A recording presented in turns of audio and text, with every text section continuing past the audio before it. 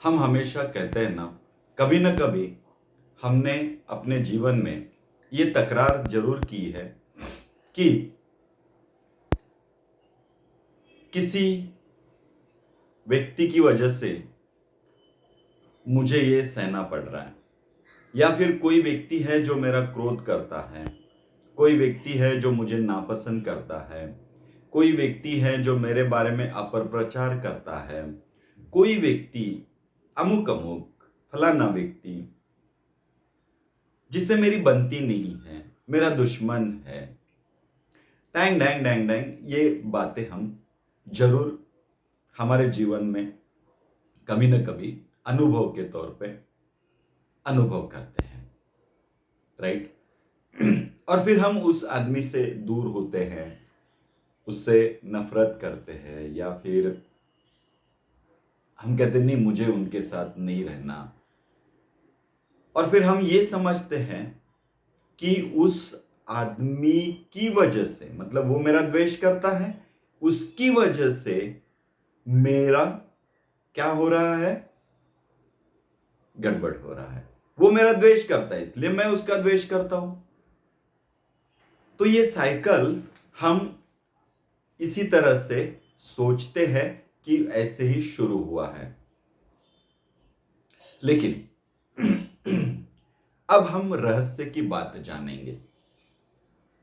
मैं आपको कहता हूं कि जब तक मेरे अंदर किसी व्यक्ति के प्रति नफरत नहीं है, द्वेष नहीं है, घृणा नहीं है, नापसंदी नहीं है, तब तक कोई भी व्यक्ति मेरे बारे में द्वेष, ईर्ष्या, घृणा, नापसंदी नहीं व्यक्त कर सकता। आप कहेंगे ये कैसी बात हो गई? जी हां, ऐसा ही है। मेरे अंदर जब तक नहीं है तब तक मुझे बाहर नहीं दिखाई देगा। अगर कोई व्यक्ति मेरा द्वेष करते हुए मुझे दिखाई पड़ रहा है तो पक्का है मेरे अंदर उस व्यक्ति के प्रति द्वेष है। वो शायद गहन हो, अप्रत्यक्ष हो, जो मुझे समझ में नहीं आता हो, लेकिन वो है, इसीलिए मुझे दिखाई दे रहा है। नहीं तो मुझे दिखाई देने का कोई सवाल ही नहीं आता है। देखो, इस संसार में, इस दुनिया में जितने लोग हैं उतने मन है, उतने दिमाग है, बराबर ना। हर व्यक्ति अपना एक संसार अपने मन में लेके चलता है। तो जितने लोग हैं उतने संसार है। यहां करोड़ों संसार है।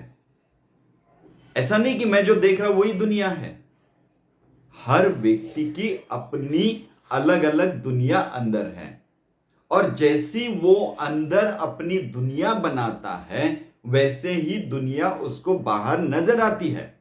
इसीलिए कह रहा हूं कि दुनिया एक नहीं है।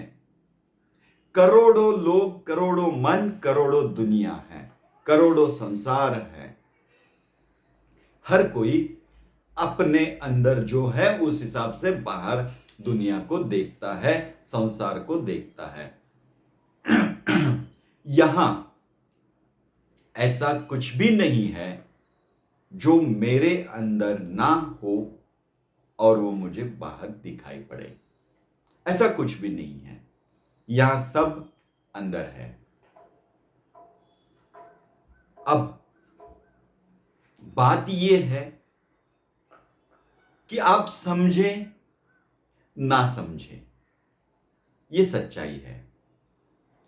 शायद मैं अगर सोचने लग जाऊं, सही मायने में अगर हम बैठ जाए और अंदर अपनी तरफ देखने लगे, आंखों को अंदर की तरफ मोड़ ले और देखे कि क्यों मुझे इस दुनिया में उस आदमी से नफरत आ रही है, क्यों वो घृणा आ रही है, तो हम जरूर पाएंगे कि उसका उगम जो है वो मेरे अंदर ही है। नफरत मैं कर रहा हूं इसलिए आ रही है। हम दुनिया में जो भी अनुभव करते हैं ये सिर्फ हमारे मन की प्रतिध्वनियां हैं। हम कहीं घूमने जाते हैं ना, तो हम कहते हैं इको पॉइंट है, ये इको पॉइंट है। तो इको पॉइंट का मतलब क्या होता है? हम यहां से आवाज लगाए तो उधर से आवाज आती है वो, उसे हम इको कहते हैं। अब मैंने जिस टोन में आवाज दी उसी टोन में वो प्रतिध्वनि के रूप में मुझे सुनाई दी। उसमें जरा भी फर्क नहीं होता है, मात्रा का फर्क हो सकता है। मैंने जोर से बोला, वहां से आते वक्त शायद मुझे छोटी थोड़ी धीमी सुनाई दे, ये मात्रा का फर्क है, लेकिन वही सुनाई देगा जो मैं बोलूंगा। तो जीवन में हम सिर्फ हमारी प्रतिध्वनियां ही सुनते हैं। आप द्वेष सुन रहे हैं, आप क्रोध सुन रहे हैं, आप नफरत सुन रहे हैं, आपके बारे में लोग कुछ कुछ बोल रहे हैं वो सुन रहे हैं, आपके बारे में लोग अच्छा बोल रहे हैं वो सुन रहे हैं। ये सारी बातें सिर्फ आपके मन की प्रतिध्वनियां हैं, वो वहां नहीं है, वो यहां है। और इसलिए अगर जीवन में बदलाव करना चाहते हैं तो अपने अंदर से जहां से उगम है उस उगम को बदलो। अगर यहां से मैं जो प्रतिध्वनि चाहता हूं वही अगर मैं बोलूं तो सुनाई क्या देगा? वही देगा ना। अगर मैं सुनाई देना चाहता हूं, अगर मैं चाहता हूं ये आवाज मुझे मेरे जीवन में सुनाई देनी चाहिए, तो मुझे यही बोलनी पड़ेगी ना, यही से शुरुआत करनी पड़ेगी ना, तभी प्रतिध्वनि वही आएगी ना। अगर मैं ओ ये आवाज सुनना चाहता हूं तो मैं यहां से उगम कहां क्या करूंगा? ये उगम करूंगा तभी मुझे वो सुनाई देगा। जीवन भी ऐसे ही है। सब प्रतिध्वनियां हैं, हम सिर्फ सुन रहे हैं।